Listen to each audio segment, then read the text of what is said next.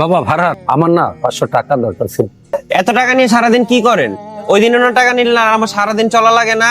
আমার খরচ নাই।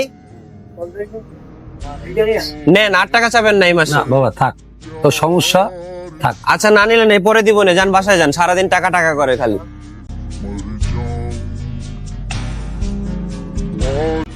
বন্ধু ফারহান, তুই যে আমাদেরকে ডেলি ডেলি খাওয়াস, আমাদের তো ভালোই লাগে।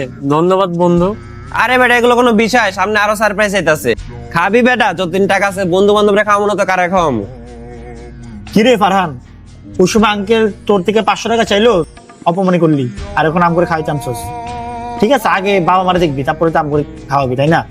কাজটা কিন্তু তুই ঠিক করলি না। কি শুনতেছি এসব? তুমি নাকি বাবার যত্ন নাও না, এগুলো তো বন্ধু ঠিক না। কারণ বাবা হচ্ছে তোমার মাথার উপর ছায়া, বটগাছ। তুমি যখন ছোট ছিল তখন তো তোমার বাবাই তোমার কেয়ার করতো, বা একজন বাবা তো বড় করে তোমার কাছ থেকে কিছু পাওয়ার জন্য, তাই না?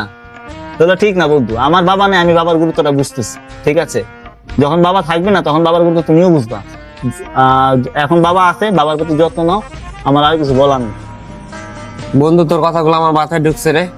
এখন থেকে বাবা যতদিন বেঁচে থাকবে বাবার যত্নটা দিব, এতদিন যত্ন নিতে পারিনি।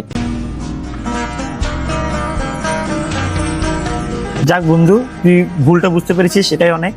বাবার কাছে যত্ন না এখন থেকে, হ্যাঁ? আর করিস না সব, হ্যাঁ?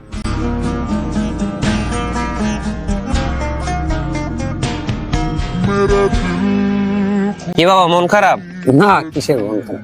কোন সন্তানের উপর কি বাবা কোনো সময় মন খারাপ রাখতে পারে? না ওইটা রাখো। না, আর এখন থাক, না, সমস্যা। এখন থেকে যা লাগবে খালি আমারে বলবা। আমার চোখ এখন খুলে গেছে।